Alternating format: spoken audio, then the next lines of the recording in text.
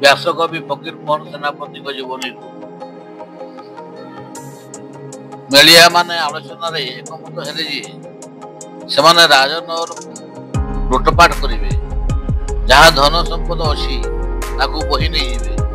ଏକଥା ଶୁଣିବା ପରେ ଫକୀର ମୋହନଙ୍କର ମୁଣ୍ଡଟା ଗୋଳମାଳ ହୋଇଗଲା। ସେ କଣ କରିବେ ହଠାତ୍ ମୁଣ୍ଡକୁ କିଛି ପଶିଲା ନାହିଁ।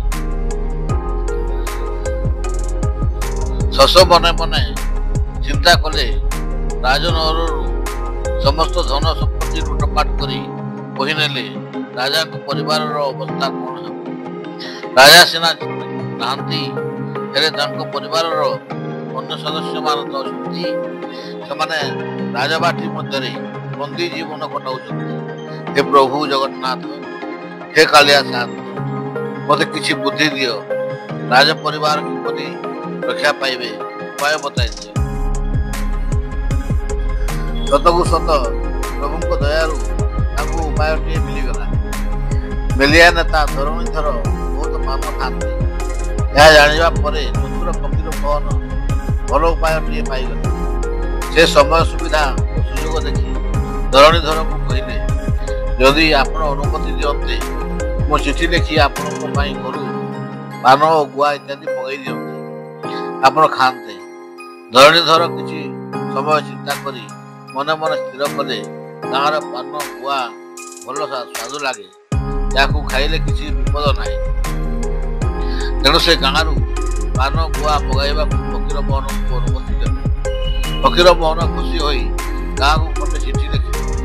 ମେଳିଆ ନେତା ଧରଣୀଧର ତ ମହା ହୁସିଆର ଓ ମହା ଚତୁର ଲୋକ। ଫକୀର ମୋହନ ଲେଖିଥିବା ଚିଠିଟିକୁ ଆଣି ଭଲ ଭାବେ ପଢ଼ିଲେ। ସେଥିରେ ଲେଖା ଥିଲା, ଭୋଳାନାଥ ଖମାରିଆ ଜାଣିବୁ, ମହାରାଣୀଙ୍କ ପୁତ୍ର ଧରଣୀଧରଙ୍କ ସକାଶେ ନିତାନ୍ତ ଦରକାର। ଅତି ଶୀଘ୍ର 100 ପାନ 200 ଗୁଆ ପଠାଇବୁ।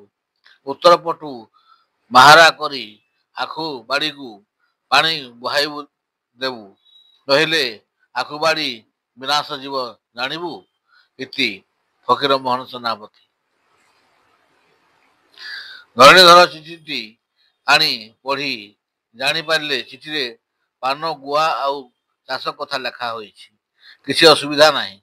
ଧରଣୀଧର ଜଣେ ବିଶ୍ୱସ୍ତ ଲୋକ ହାତରେ ଚିଠିଟିକୁ ଦେଇ ଫକୀର ମୋହନଙ୍କ ଘରକୁ ପଠାଇଦେଲେ।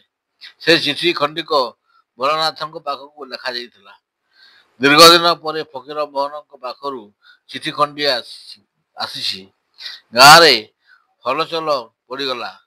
ଗାଁ ଲୋକମାନେ ଫକୀର ମୋହନଙ୍କ ଘର ଆଗରେ ଜମା ହୋଇଗଲେ। ଘର ଲୋକ ଚିଠିଟିକୁ ପାଇ ଆନନ୍ଦରେ ପଢ଼ିଲେ। ଚିଠିଟି ପଢ଼ି ସମସ୍ତେ ଅବାକ ହୋଇଗଲେ। କାରଣ ଦୀର୍ଘଦିନ ହେବ ଫକୀର ମୋହନଙ୍କର ଖୋଜ ଖବର ମିଳୁନି। ଚିଠିଟିରେ ଫକୀର ମୋହନ ତାଙ୍କର ଭଲ ମନ୍ଦ କଥା ଲେଖିଥିବେ ବୋଲି ଭାବି ତାଙ୍କ ଘର ଆଗରେ ରୁଣ୍ଡ ହୋଇଯାଇଥିଲେ। ହେଲେ କି ଚିଠି ଇଏ? ସେ ତ ପାନ ଖାଆନ୍ତି ନାହିଁ, ପୁଣି ତାଙ୍କର ଆଖୁ ବାଡ଼ି ବି ନାହିଁ। ପୁଣି ଏ ଧରଣୀଧର ନାମଧାରୀ ଲୋକଟି କିଏ?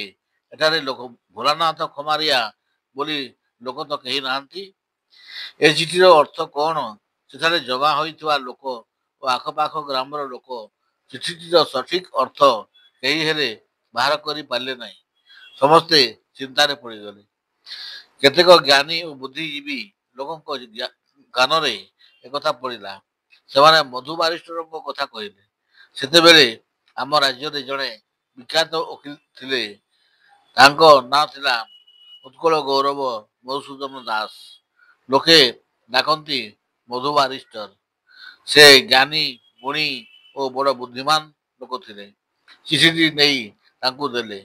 ମଧୁ ବାରିଷ୍ଟର ଚିଠିଟି ଅମୂଳ ଶୂଳ ପଢ଼ି ବହୁ ଚିନ୍ତା କରି ଚିଠିଟିର ପ୍ରକୃତ ଅର୍ଥ ବାହାର କଲେ। ସେ କହିଲେ, ପାନର ଅର୍ଥ ସିପାହୀ ଫୌଜ ଆଉ ଗୁଆର ଅର୍ଥ ଗୁଳି।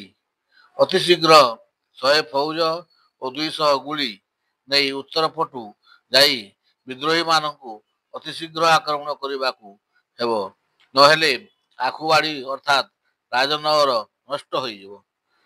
ଧରଣୀଧର ହେଉଛନ୍ତି ମେଳିଆମାନଙ୍କର ସର୍ଦ୍ଦାର। ସେ ନିଜକୁ ଇଂରେଜ ସାମ୍ରାଜ୍ଞୀ ଓ ଭିକ୍ଟୋରିଆଙ୍କ ପୁତ୍ର ବୋଲି ପ୍ରଚାର କରୁଛନ୍ତି। ଚିଠିଟିର ଠିକ ଅର୍ଥ ମଧୁବାବୁ ବାହାର କରିବା ପରେ ଏଥର ସମସ୍ତେ ବୁଝିଗଲେ। ଏହି ସୂଚନା ପାଇବା ପରେ ସରକାର ସୈନ୍ୟ ପଠାଇଲେ। ସୈନ୍ୟମାନେ ବନ୍ଧୁକ ଧରି କେନ୍ଦୁଝର ପ୍ରଜା ମେଳି ଦମନ କରିବାକୁ କେନ୍ଦୁଝର ରାଜନଗର ଅଭିମୁଖେ ଯାତ୍ରା କଲେ। ଖୁବ୍ ଶୀଘ୍ର ସେମାନେ ମେଲିର ସର୍ଦ୍ଦାର ଧରଣୀଧର ଓ ତାଙ୍କ ସାଙ୍ଗସାଥୀମାନେ ରହୁଥିବା ସ୍ଥାନରେ ପହଞ୍ଚିଗଲେ। ସୈନ୍ୟମାନେ ଚାରିପାଖରୁ ଘେରିଯାଇ ମେଲିଆମାନଙ୍କ ସହ ଧରଣୀଧରଙ୍କୁ ବନ୍ଦୀ କଲେ। ରାଜନଗର ବିଦ୍ରୋହୀମାନଙ୍କ କବଳରୁ ମୁକ୍ତ ହେଲା। ସେଠାରେ ବନ୍ଦୀ ହୋଇ ରହିଥିବା ଦେୱାନ ଫକୀର ମୋହନ ସେନାପତି ମଧ୍ୟ ମୁକ୍ତି ପାଇଲେ। ଦେୱାନଙ୍କ ଚତୁରତା ଯୋଗୁଁ ରାଜ୍ୟରେ ଶାନ୍ତି ଫେରିଆସିଲା। ଦେୱାନ ଫକୀର ମୋହନଙ୍କୁ ସାରା ରାଜ୍ୟର ଲୋକମାନେ ଭୁରି ଭୁରି ପ୍ରଶଂସା କଲେ।